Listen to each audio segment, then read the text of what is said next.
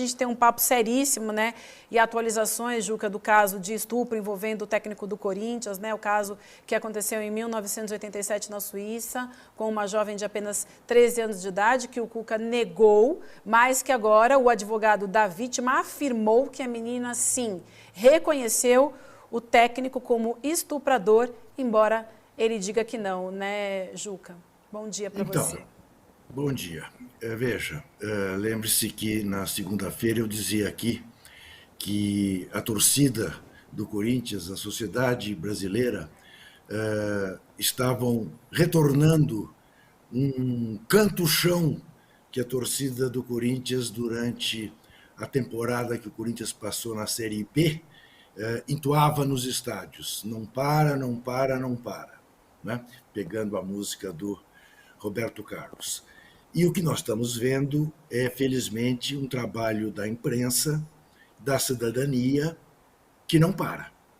A cada negativa do Cuca, a cada mentira do presidente do Corinthians dizendo que fez uma ampla investigação sobre o caso do estupro em 87 num hotel em Berna, na Suíça, do qual participou o Cuca, mais 3 companheiros dele, então, do Grêmio.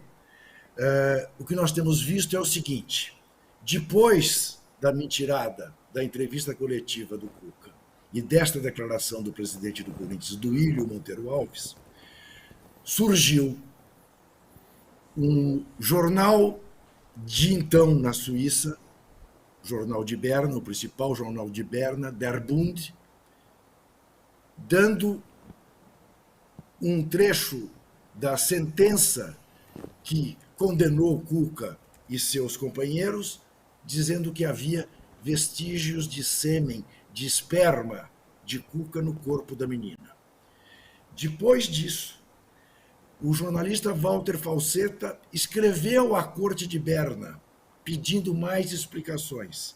A assessoria da corte informou que o caso se mantém sob sigilo de 110 anos, portanto, ainda temos mais 80 pela frente, mas que o jornal Der Bund trazia os detalhes que esclareceriam a pergunta do jornalista. Exatamente dizendo que houve estupro e havia sinais de sêmen de Cuca no corpo da menina.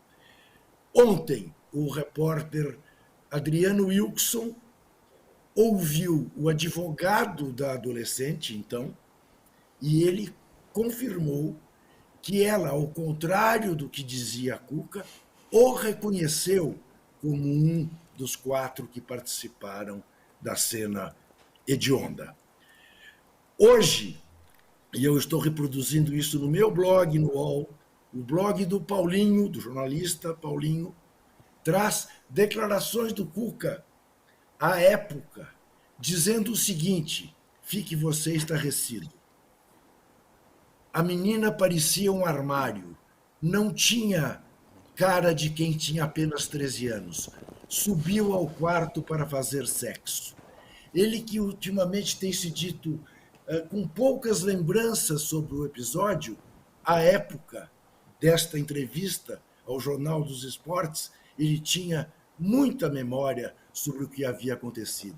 E disse mais, que a sentença do juiz era uma patriotada suíça.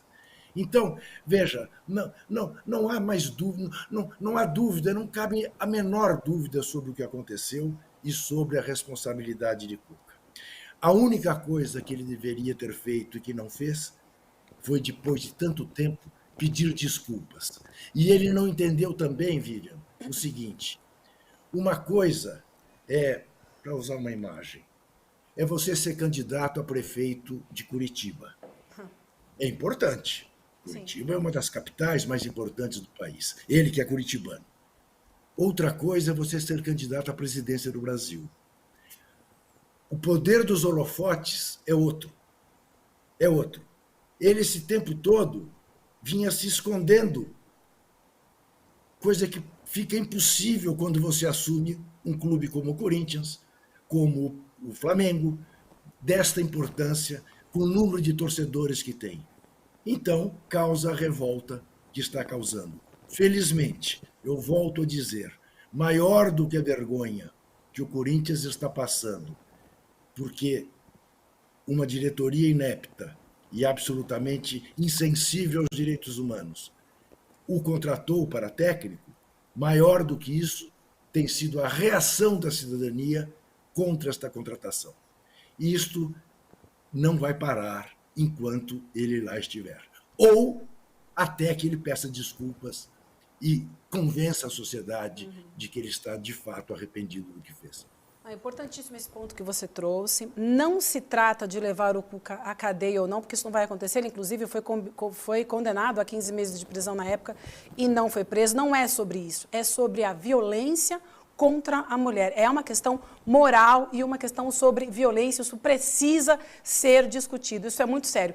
E aí, nesse recorte, eu queria aproveitar que você está com a gente, porque eu fiquei aqui um pouco pensativa em relação à declaração no jogo do Inter, do time feminino do Corinthians, na segunda-feira, do técnico Arthur Elias. Porque, vamos lá, o que aconteceu? No jogo do Corinthians contra o Goiás, no domingo, as meninas da seleção feminina de futebol do Corinthians, do time, fizeram aquela manifestação que, inclusive, o Arthur Elias também divulgou nas redes sociais. Era uma manifestação que, obviamente, não citava o nome do Cuca, mas era direcionada a ele, sim. Né? Tem até aquela frase, respeita as minas, não é uma frase qualquer. A gente falou sobre isso com o Juca aqui na segunda-feira.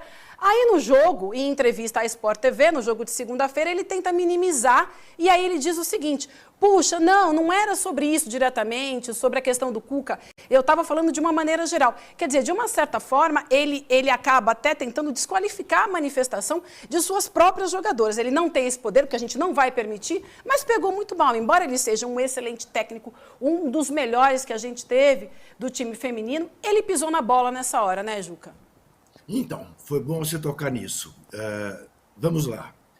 Vivian, primeiro, vamos entender o contexto da declaração, da nota das Brabas, as jogadoras de futebol do Corinthians. São funcionárias do clube. Portanto, obviamente, elas têm um limite do bom senso para fazer uma nota de repúdio. Para bom entendedor, meia palavra basta. Não precisava fazer uma menção específica ao nome de ninguém. Bastava dizer o que elas disseram. Respeito às minas não é uma frase apenas. Veja que é um detalhe que para muitos passou despercebido. Esta nota é tornada pública aos 87 minutos do jogo que os homens do Corinthians faziam em Goiás. Aos 87. 1987 foi o caso do estupro. Aos 87 ela solta a nota. O que se dá depois? Edu, talvez nem o Edu lembre, porque também é muito menino para lembrar. Mas obrigado.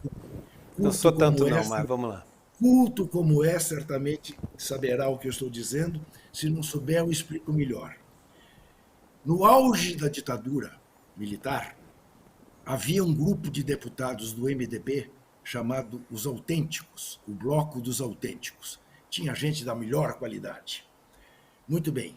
Este Bloco dos Autênticos, a cada atitude da ditadura, escrevia uma nota furibunda para se manifestar e publicar.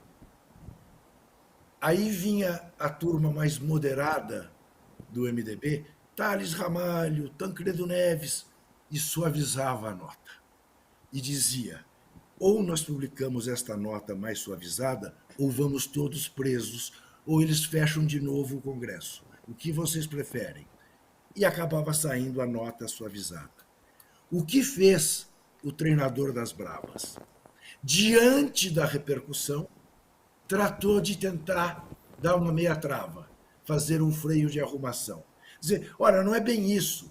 Isto é apenas a demonstração de que continua a existir um clima de liberdade dentro do Esporte Clube Corinthians Paulista. Pisou na bola. Como diria minha avó, falou demais, deu bom dia a cavalo. Tinha uma biografia absolutamente límpida, como você disse. É um técnico absolutamente vitorioso, mas podia ter ficado calado e não colaborado para essa tentativa de confusão, que ela não cabe nesse momento.